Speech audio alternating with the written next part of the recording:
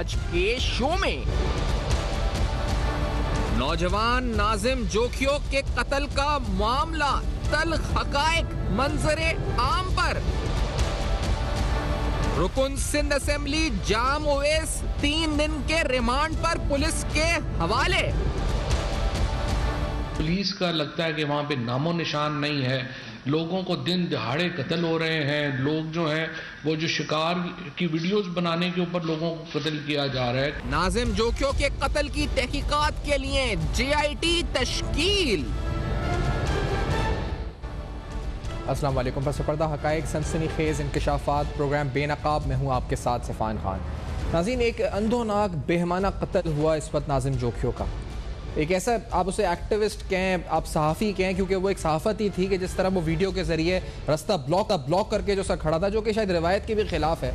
एक इस वक्त अरब के आए हुए जो शिकार के लिए सर्दियों के मौसम में आते हैं, लेकिन समझ में ये नहीं आता कि इस वक्त ये जो सरदार जो निज़ाम इस वक्त बन चुका है, और बिलखुसूस पाकिस्तान पीपल्स पार्टी जिसके बारे में जो पार्टी शहीदों की पार्टी कही जाती है, जिसके अंदर शहीदों की एक लंबी फहरिस्त है। और मज़े की बात यह है कि जो इस वक्त शहीद हुआ इसमें वो उनका खुद भी इस वक्त ताल्लुक किसी ना किसी पीपल्स पार्टी से, जिसने मारा है वो भी इस वक्त जो है पाकिस्तान पीपल्स पार्टी से ताल्लुक रखता है।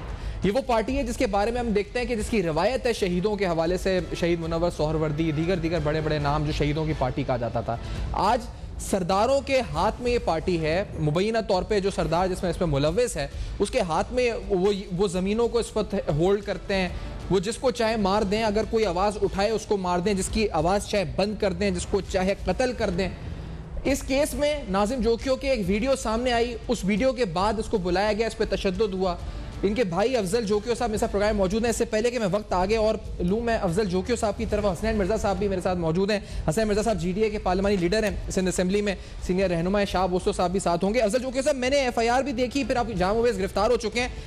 मैं मज़ीद तमीद बांधूँ, इससे ज़्यादा ज़रूरी है कि लोग आप चाहते हैं FIR के बाद और जाम ओवैस की गिरफ्तारी के बाद अब आप कैसा महसूस कर रहे हैं? क्योंकि मैंने 3-4 नाम और भी पढ़े इसमें हैदर है, इसमें अमीर शोरो है, जो अभी तक गिरफ्तार नहीं हुए हैं ताहाल। अफजल साहब, आपका अब मुतालबा क्या है? आप कितना सेटिस्फाइड या कितने मुतमईन हैं अब तक की जो गिरफ्तारियां हुई हैं उससे? जोखियो साहब। बिल्कुल, मेरे भाई का जो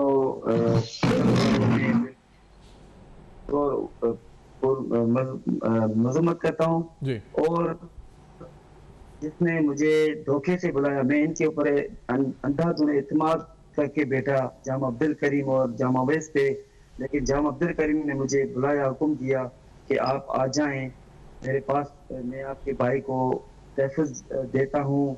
आपका भाई मुझे सॉरी बोले, लेकिन शिकार की वजह से और इन दरिंदों को वापस करने के लिए गांव में इन नहीं दे रहे थे, तो इनको वापस कर दिया और मेरे भाई को कत्ल कर दिया। मैं अभी ये समझता हूँ सिंध गवर्नमेंट मेरे साथ दे रही है। इंशाल्लाह वज़ीर आला सिंध आज मेरे पास दवाकीन के साथ मेरे साथ खड़े रहे, उसने मुझे यकीन दिलाया कि आपके जो भाई के खाते में उनको इंशाल्लाह।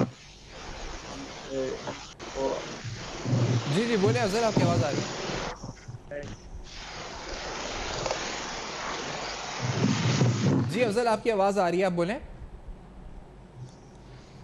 बिल्कुल, जाम अब्दुल करीम जो थे ना जी, मुझे बुलाया 11 बजे के बाद। मैं अपने भाई को लेकर उधर गया, जमा पहुंचा, तो उसने मेरे भाई को उधर प्रेशर डाल के हल्का सा तशद्दुद किया। अच्छा मैं अगर हम एक स्काइप कर लें अभी, अगर क्योंकि ऑडियो इंपॉर्टेंट है इनकी सुनना, अगर हम एक स्काइप कर लें ताकि बात इनकी कंप्लीट आ सके।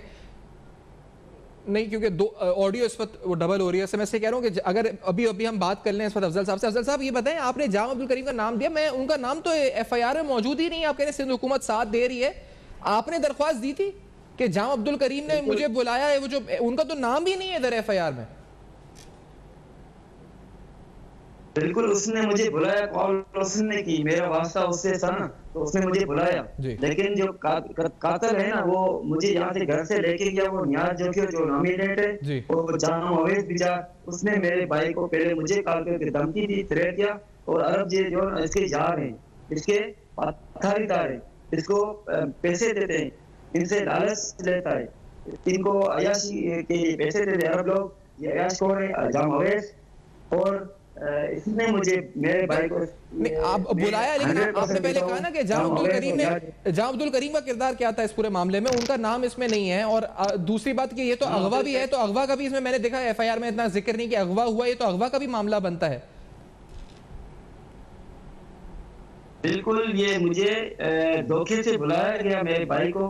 तो जाम अब्दुल करीम का मैंने इसलिए नाम नहीं दिया, उसने मेरे भाई को सिर्फ प्रेशर डालने के लिए हल्का सा तशद्दुद किया मेरे भाई के ऊपर। मैंने इसको बोला मैं हाथ जोड़ता हूँ मेरे भाई को, छोड़ो, सॉरी मैं करता हूँ। उसने बोला आपका मैटर नहीं है, आपके भाई ने गलती की, वो सॉरी बोले। मेरा भाई जाम हुए बहुत गुस्से में, उनके मेहमानों की इंसल्ट हुई है। मेहमान कौन से? वो लालची है और ये अयाशी के लिए इनको गाड़ियां देते हैं, बड़ी बड़ी दुबई की गाड़ियां, अरबों की गाड़ियां, यहाँ इनको बंगले बना के दे बैठे। ये बस अयाश हो रहे नहीं। और फिर उसके बाद आप जो हुआ वो तो आपने देखा, लेकिन इसमें जो एफआईआर में नाम है जैसे अमीर शोरो, हैदर शोरो, ये दो कौन थे? क्योंकि ये दो तो गिरफ्तार नहीं हुए, मैंने पुलिस से पूछा भी, ये दो गिरफ्तार नहीं हुए ना? यहाँ जोखियो और हैदर शोरो वो जो नहीं है, अमीर नहीं है, सॉरी अमीर नहीं। इसमें अमीर भी नाम था एक, अमीर और इस वक्त हैदर। अच्छा, हैदर शोरो ये वाइल्ड लाइफ से, ये कहाँ से था? ये क्यों नहीं गिरफ्तार हुआ अभी तक? जी जी, ये बिल्कुल, ये ठठादा है, गुजो से है इसका ताल्लुक। ये इनका पाथारिदा है, ये इनके दलाल हैं। तो ये भी इसने एक कॉल की जाम अवैस को कि मैं आपको ऐसे लफ्ज बता नहीं सकता, नाज़िम ने जो अल्फाज की। अच्छा, आपका खुद भी अफजल, आपका खुद भी ताल्लुक, आप भी डिस्ट्रिक्ट काउंसिल है पीपल्स पार्टी के इस पर ठट्टा के? आपके भाई आपका था वो बंदियात निजाम खत्म हुआ ना जी, तो 2018 में एंड हो। मतलब आपका खुद भी पीपल्स पार्टी से ताल्लुक रहा है, इससे पहले आप पीपल्स पार्टी में मतलब सरगर्म रुकन भी रहे हैं, बल्दियाती सेटअप में रहे हैं?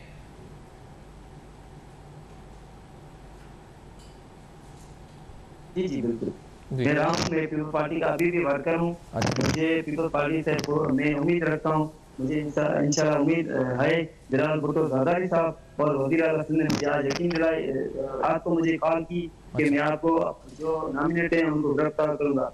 तो सुबह मुझे 6 बजे कॉल आई एसएचओ साहब ने मेमन कोर्ट में की कि जाम अवैस गिरफ्तार हो चुका है, मुबारक हो।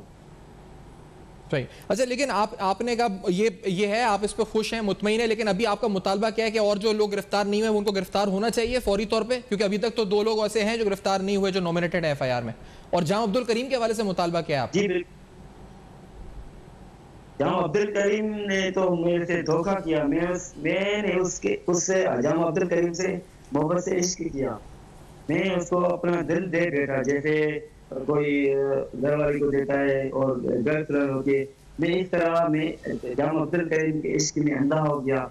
मैं अंधा एतबार करके बैठा। मुझे ये पता नहीं था ये दोनों भाई मेरे साथ चीटिंग करते हैं, लेकिन जो मेरे भाई को तशद्दुद किया है, कत्ल किया है, मर्डर हो गया है, वो उसमें जाम अवैस का हाथ है। और न्याज जो उसके साथ गार्ड है वो है जो नॉमिनेट है। अभी आप मुतमईन शाह दोस्तों साहब, मैं आपसे अगर लीगली समझना चाहूँ, आपने एफआईआर पढ़ी होगी यकीनी तौर पे, आप समझते हैं ये ठोस, आप वकील के तौर पे समझते हैं ये ठोस एफआईआर है ओस्तो साहब?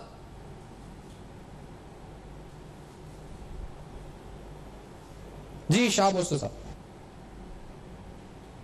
नहीं जी, ओस्तो साहब से जब तक हमारा राब्ता, अच्छा हसनैन मिर्जा साहब से पूछा। हसनैन मिर्जा साहब, ये आप फरमाइए कि आप खुद भी बैरिस्टर हैं, मुझे बताएं पहले तो सियासत से हटके ये एफआईआर ठोस है, इसमें एंटी टेररिज्म क्लॉज नहीं है, इसमें अगवा का यानी धोखे से बुला के अगवा का जिक्र नहीं है, इसमें जाम करीम का जिक्र नहीं है, ताहाल एक दो लोग ऐसे हैं जो गिरफ्तार नहीं हुए हैं। क्या आप कह सकते हैं कि पीपल्स पार्टी यानी सिंध गवर्नमेंट जो है पुष्पनाई यानी सही खड़ी हुई है अफजल साहब के, या उधर उस तरफ पुष्पनाई कर रही है? किधर कर रही है सिंध हुकूमत? हसनैन मिर्जा साहब। सबसे पहले तो मैं अफजल भाई से और मकतूल नाज़िम जोखियो साहब की पूरे खानदान से इज़हार ताज़ियत अफसोस करना चाहूंगा। और मैं समझता हूं कि ये सिर्फ एक फर्द का कत्ल नहीं हुआ है, बट हमारे सारे मुआशरे के अमीर का कत्ल हुआ है। देखें, article 2 of the constitution of Pakistan right to life provide करता है हर पाकिस्तान के लिए, मगर हमारा इधर रेट ऑफ द स्टेट जो है वो कुछ ताकतवर अनासर के हाथों में इस हद तक जलमाल हुआ है कि जब तक बिलावल भुट्टो जरदारी साहब को नोटिस नहीं लेंगे तब तक सिंध के किसी भी सिटीजन का जान और माल जो है उसको रियासत तहफ़्फ़ुज़ नहीं फराहम करेगी। जब तक अपना चीफ मिनिस्टर साहब खुद एक्शन में नहीं आएंगे या वो बात नहीं करेंगे मकतूल की फैमिली के साथ, तब तक हमारे सिटीजन को कोई फेस नहीं है upon our criminal justice system, वो पुलिस हो या प्रोसिक्यूशन हो या अभी मैं अगर इजाजत दें क्योंकि एक ब्रेक है, मुझे ब्रेक के बाद आके मुझे आपके बात कंप्लीट जवाब हसन मिर्जा साहब जो दे रहे हैं वो लेते हैं और फिर अफजल साहब भी साथ हैं, शाह साहब भी साथ हैं। आफ्टर दिस ब्रेक पे साथ हैं। ये दुरुस्त कहा कि जब तक अथॉरिटीज़ एक्शन में नहीं आती हैं, और मैं बल्कि मीडिया पर भी कहूँ कि हम सोशल मीडिया पे वीडियोस आई सब कुछ आई, फिर जब तक रास्ते बंद नहीं हुए, धरना नहीं शुरू हुआ, घंटों तक धरना नहीं दिया गया, फिर एक हैशटैग नहीं बना, फिर जब तक कोई अथॉरिटी नोटिस किसी ने लिया ही नहीं इस बात का, और अगर ये सब नहीं होता तो शायद नोटिस लेते भी नहीं। आगे क्या होगा इस केस में भी जानेंगे। इस ब्रेक के बाद हमारे साथ रहेगी।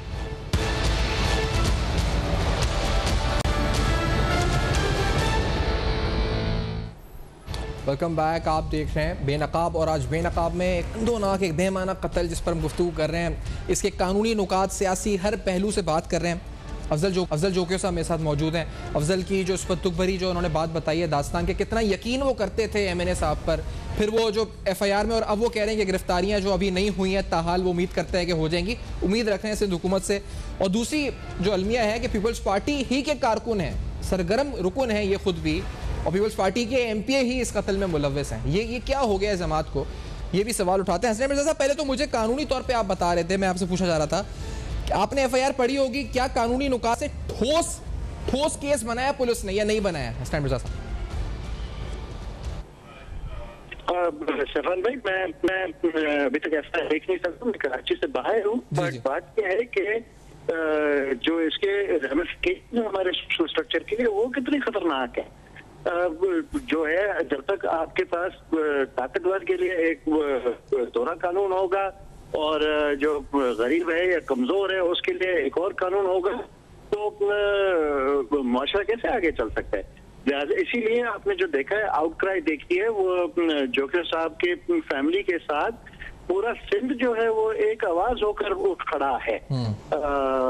ये जबर का निजाम जो है और सरकारी सिस्टम जो है और गठजोड़ एक सियासी जमात की जो हुकूमत पे रियासत पे हावी हो और ऐसे अनासर की, ये जो है ये सिंध के तारीख, हमारे कल्चर के साथ ये बिल्कुल एक कॉन्ट्राडिक्टरी एक चीज है जो ना पहले कभी सिंध ने तस्लीम किया ना आज कर। लेकिन इस केस में आगे होगा क्या? क्योंकि खुदा ना खास्ता ये नतीजा हो, जैसे हमने देखा शाहरुख जोतोई केस था, बड़ी हाई पाई ये हुआ। नॉर्मली जो हमने देखा है इसके ऐसे केसेस में कि होता ही है कि अगर रियासत खुद मुद्दई हो तो फिर तो ठीक है, लेकिन अगर रियासत मुद्दई नहीं होती तो तकरीबन 2.5 या 3 महीने या 4 महीने बाद जब ये बात खत्म हो जाती है, अभी तो सड़कें बंद थी, फिर ये इतनी वायरल हो गई कि फिर मीडिया पर भी आ गई, हुकूमत को भी, और जब ये चीजें बिल्कुल खत्म हो जाएंगी तो कुछ महीने बाद फिर एक खबर आती है कि आउट ऑफ कोर्ट सेटलमेंट हो गई अहले खाना के माबैन, और जो वकील साहब हैं उन्होंने ऑनरेबल जज को जाके वो एक राजीनामा या जो भी एग्रीमेंट हुआ है वो पेश कर दिया। अनफॉर्चुनेटली ये होता है हसन मिर्जा साहब ऐसे केसेस में। ये क्यों, क्या आपको भी ऐसा भी लगता है इस केस में ऐसा ही होगा? देखिए, ये जो केस है इसमें तो इतने ओपन एंड शट फैक्ट्स अभी तक हमारे सामने लाए गए हैं, मेरे ख्याल से इसमें तो रियासत को जवाबदार होना चाहिए। It is accomplice, the state, the government of Sindh is an accomplice to this murder, मेरा पर्सनल जो ओपिनियन है। हमारे ओवरऑल क्रिमिनल जस्टिस सिस्टम में इंतहाई कमजोरियां हैं। पुलिस बहुत हेविली पॉलिटिसाइज्ड है और जो बेसिक लेवल ऑफ कॉम्पिटेंस होना चाहिए, इन्वेस्टिगेशन के स्किल सेट्स जो है वो डेवलप होने चाहिए, उस पर काम नहीं हुआ है। कोई जो मकतूल की फैमिली है उनको को विटनेस प्रोटेक्शन के हमारे सिर्फ अभी तक बातें हुई हैं, हालांकि कानून साजी भी हो चुकी है, अमली तौर पे उसका कोई सिस्टम इन प्लेस नहीं है। प्रोसिक्यूशन सिस्टम हमारा अगेन बहुत हेविली पॉलिटिसाइज्ड है। सारी सर्विस इलेक्शन गवर्नमेंट के अंडर आती है, शायद उसको चेंज करके जुडिशियल आर्म एक होना चाहिए। बहरहाल हमारा इफेक्टिव प्रोसिक्यूशन रेशियो 1% है ऑन ऑल क्रिमिनल केसेस। सो बहुत बड़ा फुकदान है और रिफॉर्म की अशद जरूरत है। और ये पार्टी जो 13 साल मुसलसल हुकूमत में रही है, ये रिफॉर्म क्यों इसने नहीं किया है वो इन अज़ाइम से मेरे ख्याल से काफी जाहिर हो रहा है। आप कह रहे हैं साहब, आप कह रहे हैं कि रियासत को तो इसमें खुद आपको कहते हैं कि इनके खिलाफ यानी हुकूमत के खिलाफ होना चाहिए कि वो तो कॉम्प्लिसिट है इस मामले के अंदर। शाह बोस्टो साहब, आपने अगर FIR देखी हो, ये मुझे बताएं इसमें एंटी टेररिज्म क्लॉज या अगवा जिस तरह हुआ ये बता रहे हैं, बयान के धोखा दे के बुलाया गया, तो अगवा है। और फिर जाम करीम जो MN है उनका नाम नहीं है। ये FIR कानूनी तौर पर ठोस है आपकी नजर में शाह बोस्टो साहब? देखिए FIR जो शुरू होती है उसे मैंने सरसरी तौर पर देखा है कि इन्होंने जो बुनियादी हकायक है वो उन्होंने उन्हें सामने कर दिए हैं और नाम भी दे दिए हैं। अब FIR कोई पीस ऑफ एविडेंस नहीं होता। FIR एक कंप्लेंट होती है, उसके बाद केस बनता है जब आप एविडेंस इकट्ठा करते हैं, इन्वेस्टिगेशन शुरू होती है और एविडेंस इकट्ठा होता है। उसके बाद प्रोसिक्यूशन के लिए मवाद इकट्ठा करके चालान पेश किया जाता है, उससे पता चलता है कि इसके खिलाफ। ये बिल्कुल हसन ने सही कहा कि ये तो ओपन शट केस है, उसको बुलाया गया और वो जो इत्तलात है, लाश भी उधर से मिली है, रेप्रेजेंटेटिव से मिली है और वो बंदे जो थे कि भाई खुद उसमें जो है वो बहुत बड़ा विटनेस है, ये खुद गए थे भाई के साथ। फिर इसके भाई को जो पता चला है कि बताया गया कि आप जाएं, आप करना करें, आप के साथ बैठ के उसको छोड़ देंगे। इसमें कौन सी रॉकेट साइंस है कि आप ये प्रोसिक्यूशन शुरू करके नहीं मारा है? देखिए बात ये है कि हमको इस वाक़े को इस तरह फैक्चुअली देखने से मामला समझ नहीं आएगा जी। हमको ये मामला जो है उसको समझना है, तो उसको समझने के लिए हमको जो ओवरऑल स्ट्रक्चर इस वक्त हमारी जो जी आपको आवाज आ रहा है मेरा? जी शाह साहब, मुझे आ रही है आवाज, आ रही। जो इस वक्त हमारा सोशल और पॉलिटिकल स्ट्रक्चर जो पीपल पार्टी ने पिछले 13 सालों में जो कंस्ट्रक्ट किया है जी, उसका लिंचिंग यही है कि सिंध को दोबारा फ्यूडलाइज किया गया है, सिंध को दोबारा ट्राइबलाइज किया गया है। यानी जो फ्यूडलिज्म रिवायत हिस्टोरिकली जो खत्म हो रही थी, डाई डाउन हो रही थी, उसको दोबारा स्टेट स्ट्रक्चर उसके पांव में रख के, स्टूडेंट्स के पांव में स्टेट इंस्टीट्यूशन, स्टेट जो सोसाइटी के जो कस्टोडियंस हैं, जो आम आदमी के जो स्टेट की जो बुनियादी जो कॉन्स्टिट्यूशनल जिम्मेदारी है, जिन इंस्ट्रूमेंट के थ्रू जिसमें पुलिस है, जुडिशरी है और खासतौर पे एडमिनिस्ट्रेशन और पुलिस है। आप देखें पुलिस और एडमिनिस्ट्रेशन आप हर डिस्ट्रिक्ट का जो इनका रूरल या ट्राइबल या जो करप्शन पैदावार जो इलेक्शन के खड़ा हुआ है उसके हवाले होता है कि वो डीसी साहब अपनी मर्जी से, यानी कस्टम्ड टेलर जो है वो डिस्ट्रिक्ट और पुलिस मैनेजमेंट के हाथ में होती है। लेकिन शाह साहब, आप सियासत में गहरी नजर रखते हैं सियासत पे। मुझे बताइए शाह साहब, ये पार्टी पीपल्स पार्टी तो वो पार्टी थी जो बेसिकली कारकुनों को एम्पावर करने के लिए बनी थी, जो जिसमें ऐसे शोहदा की भी इस पर फहरिस्त है, लंबी शहीदों की पार्टी जिसे कहा जाता है। वहां ये सरदार आ गए, इन्होंने निजाम को, और जो अब शहीद हो रहे हैं जैसे नाजिम जोकियो, इनकी फैमिली पीपल्स पार्टी से ताल्लुक रखती है, खुद कारकुन है, सरगर्म रुकन है, बल्दियाती अफजल जो हमारे साथ मौजूद है बल्दियाती सेटअप में रह चुके हैं, वर्कर को मार रहे वही सरदार, वही MP है। ये कब ये ट्रेंड चेंज हो गया और ये बिल्कुल पार्टी की शक्ल बदल गई, हैयत बदल गई? क्या हुआ क्या इस पार्टी को फिर आखिर पोस्तो साहब? पीपल्स पार्टी इस वक्त जो मौजूदा पीपल्स पार्टी सिंध में है वो बात कीजिएगा चौधरी जो गुजरात के हैं उनका एक मॉडल है। इनको पता चल गया है कि पीपल्स पार्टी को किस तरीके से आपको गवर्नमेंट कंटिन्यू करनी है, आपको एस्टैब्लिशमेंट के साथ बना के रखना है और विनेबल को अपने साथ रखना है। तो इनकी स्ट्रेटजी अब वही है और वो समझते हैं जो की फैक्टर यहाँ पे वो पावर का बैलेंस है। इन्होंने अब मुस्तकिल तौर पे इंटरेस्ट ग्रुप बना लिए। आप कराची से लेके दादू तक, कंबर शहजाद को ले लेके हर डिस्ट्रिक्ट इन्होंने एक भूतार के हवाले कर दिया है और वो वहां पे इलेक्शन जीत के देता है। एक ट्रेड ऑफ है जिसमें आम आदमी का इंटरेस्ट, उसकी जान, माल, इज्जत, नफ्स कोई चीज माने नहीं रखता। मैं आपके साथ चलता हूँ, शिकारपुर 400 साल पुराना शहर है, वहां पे आम आदमी अपनी जमीन पे शहर के अंदर नहीं जा सकता। जो ड्रग वहां ट्रैफिकिंग करते हैं वो कंट्रोल करते हैं शहर को। लाड़काना की हालत है, दादू की यही हालत है, जैकबाबाद, हर जगह में इस तरह के लोगों को एक तरह से वॉरलॉर्ड क्रिएट करती हैं। और फिर जब वो अपनी मर्जी से उनको जब एसपी साहब उनके बैक एंड कॉल पे हो, डीसी साहब अपनी मर्जी से लगाए जाए, कस्टमाइज्ड एडमिनिस्ट्रेशन आप नहीं है कभी, ये कस्टमाइज्ड एडमिनिस्ट्रेशन है। मुझको अपनी मर्जी का असिस्टेंट चाहिए, मुझको अपनी मर्जी का एसपी चाहिए। ये लाडले इनको सिंध का आवाम मुफ्त का मिल गया है, वो कमबख्त लोग हैं बेचारे। और पुलिस के निजाम में बताएं साहब, मैंने देखा है छोटे छोटे केस में। अच्छा उस साहब कंप्लीट कर लें। तो मुकम्मल तौर पे सिंध को मुकम्मल तौर पे महसूस बना दिया है।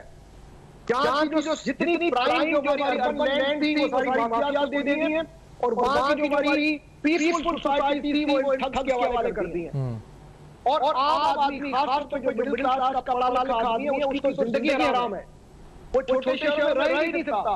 उसको तो अपने बेचारे को 3 नंबर पर बेच के, घर बेच के उनको छोटे बड़े शहरों में जाके पनाह लेनी पड़ रही है, क्योंकि वो ना उसकी एफआईआर कटी है, ना उसकी कोई मां बहन अपनी इज्जत उसकी कोई महसूस है। अच्छा ओसो साहब, मुझे याद है, अगर एक सवाल आप ही से पूछना है, आपने फोटो देखी थी जामा ओवैस को जब आज अदालत में पेश किया गया था? मैंने और मुल्जिमान की पिक्चर्स देखी हैं छोटे छोटे केसेस में, मैं खुद कोर्ट जाता रहा हूं, देखा है कि किस तरह से हथकड़ियां पहना के मामूली केसेस के अंदर जो लोग होते हैं उनको हथकड़ियां पहनाकर एक जिल्लत आमेज रवैये के साथ पेश किया जाता है। ना उस रवैये की मैं कहता हूं कि सही है, ना कह रहा हूं कि गलत है, कानून होगा एसओपी, लेकिन यहां तो जिस तरह ये थाने में कल इसकी फोटो आई सामने, तो लगा ये कि उल्टा पुलिस जो खड़ी हुई है वो एक मतलब बड़ा कोई मोतबर शख्स थाने आया हुआ है विजिट पे, और इसके बाद जो आज अदालत में पेशी की पिक्चर है उसमें भी आप देखें कोई हथकड़ी नहीं है, कुछ नहीं है। आप वकील हैं, आप मुझे बताएं नॉर्मल है ये प्रैक्टिस या ये कुछ वीआईपी लोगों को पुलिस देती है यहाँ पे ये वाली ये प्रोटोकॉल? देखिए मैं वही गुजारिश कर रहा हूं कि अब ये जब आपको सिस्टम इस तरह ही चलाना है, अब इन लोगों को अब आपकी तरह जहां पे रखा गया है पुलिस कस्टडी में, आप जरा वो लॉकअप देखें, वो लॉकअप 5 स्टार का होटल होगा इस वक्त, दुनिया की हर चीज वहां प्रोवाइड की गई होगी। तो भाई बात ये है कि आपने इस वक्त क्योंकि ऊपर नवाज शरीफ और एस्टैब्लिशमेंट का झगड़ा चल रहा है, पीपल्स पार्टी की लॉटरी निकली है, वो कहते हैं आपको हमसे तो ज़ाहिर है एस्टैब्लिशमेंट नहीं लड़ेगी। उन्होंने तो टिका के बैठ के वो जो कर रहे हैं वो कर रहे हैं सिंध में, जो इस वक्त सिंध के हालात में मैं समझता हूं 50 साल कभी नहीं थे।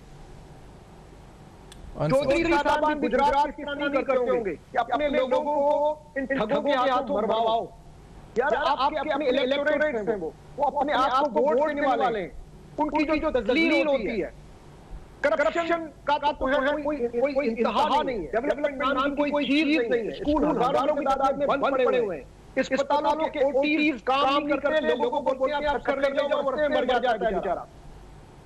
आप क्या बताओ, शाम गरीब है ये सूबा इस वक्त, ऊपर से आप इस तरह आप सोचें ये जिस तरीके से इस बेचारे गरीब आदमी को बुलवाया गया है, ये तो मिडिवल दौर में शायद मंगोल भी नहीं करते होंगे, उसको बुलवाया गया है, उसको तशद्दुद करके मार दिया गया है, 3 दिन तक एफआईआर नहीं कटी है।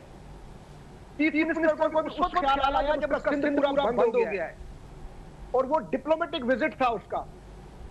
चीफ मिनिस्टर को अगर इतना ही ख्याल है ना इन गरीब आदमियों का, तो इंश्योर करे कि प्रोसिक्यूशन इंडिपेंडेंट हो, इन्वेस्टिगेशन प्रॉपर हो। एग्जैक्टली। अच्छा अफजल की तरफ मुझे जाने दें, अफजल साहब आपकी तरफ आते हुए इस बात को लेकर, क्योंकि अब आपका मुतालबा, अच्छा मुझे ब्रेक का कहा जा रहा है अफजल जोकियो साहब, आपसे ब्रेक के बाद हसनैन मिर्जा साहब भी हैं, शाह बोसो साहब भी हैं, आफ्टर पे आते हैं नाज़रीन। इस अहम तरीन मामले को, ये मामला किस तरह किस जो हालत बता रहे हैं शाह बोसो साहब, और जो हम समझ चुके हैं इस तरह के ऐसे केसेस जो पहले आए हैं, तो उसके मुताबिक है तो ओपन एंड शट केस, लेकिन हम कितनी उम्मीद रखें? अफजल किस तरह इस केस को आगे लेकर बढ़ेंगे? क्या वो खड़े हो सकते हैं इन तमाम जो बड़े ताकतवर शख्सियात हैं उनके सामने? ये जानेंगे इस ब्रेक के बाद। हमारे साथ रहिए।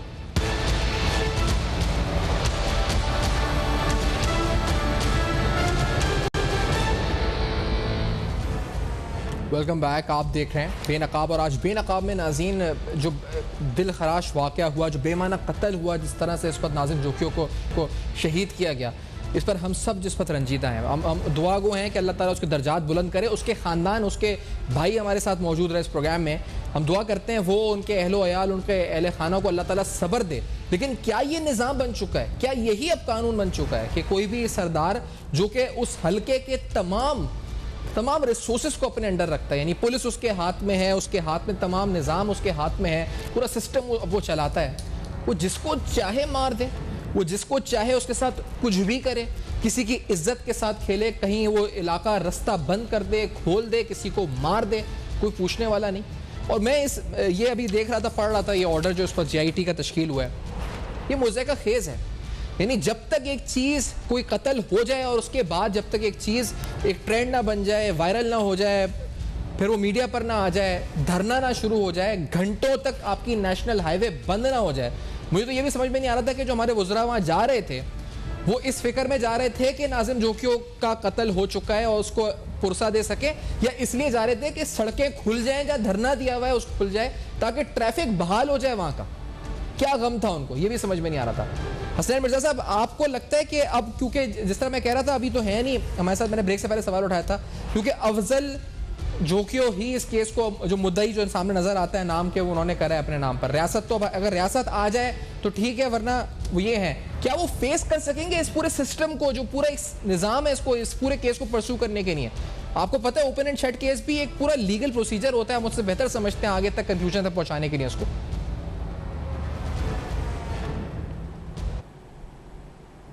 हसनैन मिर्जा साहब तक मेरी आवाज़ आ रही है? नहीं जी, अच्छा, हसनैन मिर्जा साहब से राब्ता मुनक़ता हुआ है। मैं उस्तो साहब आपकी तरफ ये सवाल डायरेक्ट करूंगा, क्या ये अफजल जोकियो जो साथ है हमारे, क्या आपको लगता है can he pursue this case till the end, चाहे जितना भी ओपन एंड शट केस हो? देखिए जी, देखिए जी, बात यह है कि अफजल जोकियो बेचारा जो है उसने तो जो करना था कर दिया जी।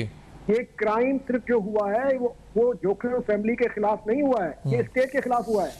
ये क्राइम है, और क्राइम में जो है वो स्टेट खुद जो है पार्टी होती है, आपको पता है। एग्जैक्टली जब भी कोई क्राइम होता है तो स्टेट की जिम्मेदारी है कि वो इंश्योर करे। सर, स्टेट जिम्मेदारी लेगी जब उसका अपने MP है, उसमें है, रूलिंग पार्टी का MP है, आप समझते हैं स्टेट जिम्मेदारी लेगी इस केस में? इसका दारोमदार है कि क्या हम इन लोगों के साथ खड़े होते हैं। पीपल्स पार्टी को आप उस वक्त तक फोर्स नहीं कर सकते जब उनको कोई दुनिया दांत नहीं दिखाती, वरना कुछ भी नहीं होगा इन बेचारों का। मैक्सिमम ये होगा कि पैसे पब्लिक एक्सचेकर से पैसे दे देंगे इनको कुछ निकाल के, और वो शख्स जिसने मारा, और जिन लोगों ने मारे, वो दोबारा और ज्यादा वहां दंदनाते फिरेंगे। आपको मैं क्या बताऊं, इस वक्त सिंध में हो क्या रहा है, यही हो रहा है। आप किसी जगह जाके दिखाएं, जरा वहां आप कुछ करके तो दिखाएं। आप और थोड़े कोई इंडस्ट्रियल एक्टिविटी करें, इकोनॉमिक एक्टिविटी करके दिखाएं, वहां पे कोई जमीन लेके दिखाएं। और ठग्स बैठे हैं वहां पे इनके, तो आपको हिलने नहीं देंगे, बोलेंगे आप कैसे आए हो यहाँ पे, कौन हो आप। जैसे हम हिंदुस्तान में दाखिल हो रहे हैं, इन्होंने हिंदुस्तान बना दिया है जरदारी ने सिंध को। आप करके तो दिखाओ, आप किसी थाने में तो जाके दिखाओ, आप किसी DC को तो बोलो। तो ऐसे बात करेगा जैसे आप कोई उसके टेररिस्ट से बात कर रहे हो, आप उठा के बाहर फेंक देंगे आपको।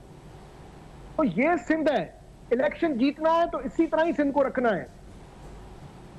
जरदारी स्ट्रेटेजी यही है, जरदारी डॉक्ट्रिन यही है कि एस्टेब्लिशमेंट के साथ बना के रखो और दादागिरों के साथ बना के रखो। मतलब कंफ्यूजन ये है कि आप कह रहे हैं कि मीडिया अपना प्रेशर रख के, सोशल मीडिया प्रेशर रख के, और इस तरह हम आवाज उठाते रहे, हम खड़े रहे अफजल के साथ, तो फिर शायद ये कि देखा ना कि जब अगर सोशल मीडिया नहीं उठाती तो नहीं होता। अगर ये 3-4 दिन तक तो लाश बेचारे की वो सड़ रही थी वहां पे। सही बात।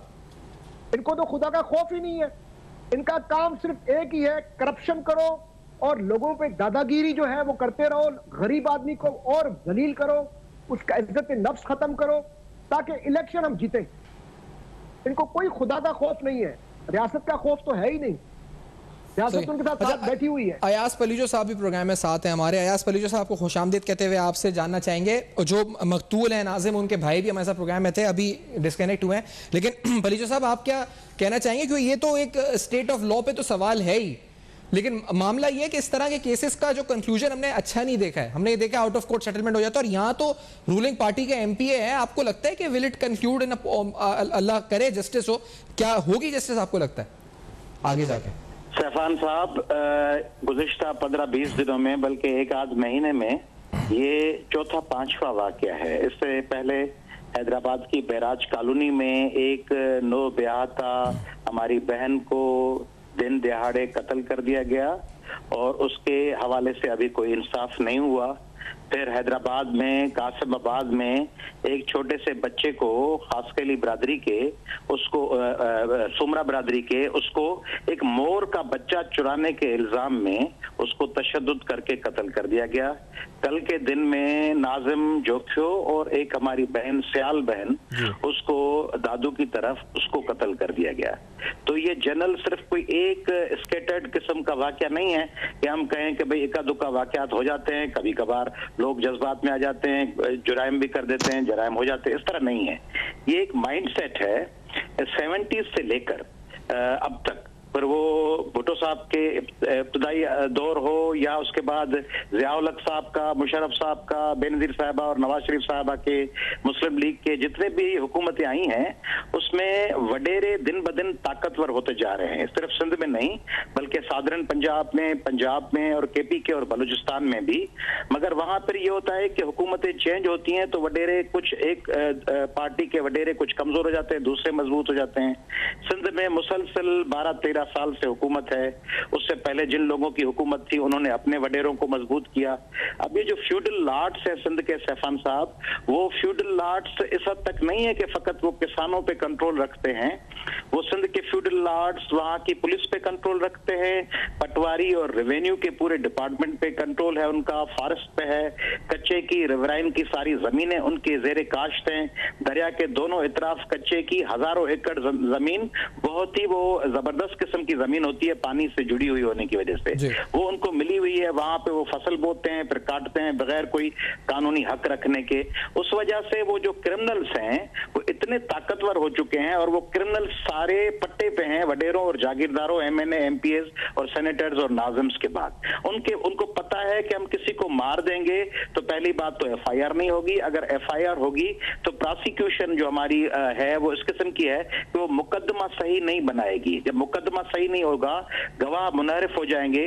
तो आप देखें अभी दादू में हमारी जो बच्ची है उमेर उबाब, वो मुकदमा अभी चल रहा है। आप देखें राशिद महमूद सुमरो के वालिद खालिद महमूद सुमरो के कत्ल का मुकदमा अभी तक चल रहा है। आप देखें इरशाद रांझानी का मुकदमा चल रहा है। बच्ची निमरता जिसपे आपने एक बहुत जबरदस्त प्रोग्राम किया था, उसके कातलों के हवाले से वो भी अंजाम को कोई मुकदमा नहीं पहुंचा।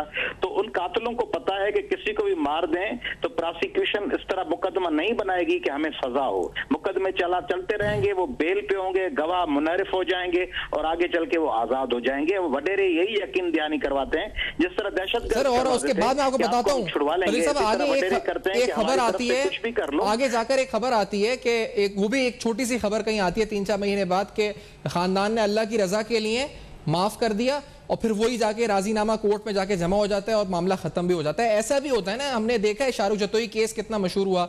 इसके अलावा और बड़े बड़े यहाँ पर सूबे सिंध में केसेस भी हुए जिनमें ये सब चीजें हुई। पलीजो साहब नहीं है, ये दहशत गर्दी है। और सिंध में वडेरा शाही और ये जो फ्यूडल सिस्टम है इसको अगर चेक नहीं किया गया, इस पे अदालती निजाम से भी हमें शिकायत है। मैं खुद कॉन्स्टिट्यूशनल वकील हूँ, मुझे पता है कि हमारी अदालतों में मुकदमे इतने तवील हो जाते हैं जिसकी वजह से वो लोग अलग को केस रह सकते, नतीजतन उनको रिलीफ मिल जाता है। इसलिए लोग फिर जरगों में फैसले करते हैं, फिर वो कब में जाके वडेरों के प्रोग्राम का वक्त इख्तिताम पे पहुंचा। मैं अनफॉर्चुनेटली पूरी बात आपकी हम नहीं पहुंचा सके शायद, लेकिन आपने भी मजमूई तौर पे यही कहा जो लग रहा है कि हालात जिस तरह के हैं बहुत मुश्किल है कि मामला किस तरह आगे मुंतकी अंजाम तक पहुंचे जो इंसाफ हो सके अहले खाना के।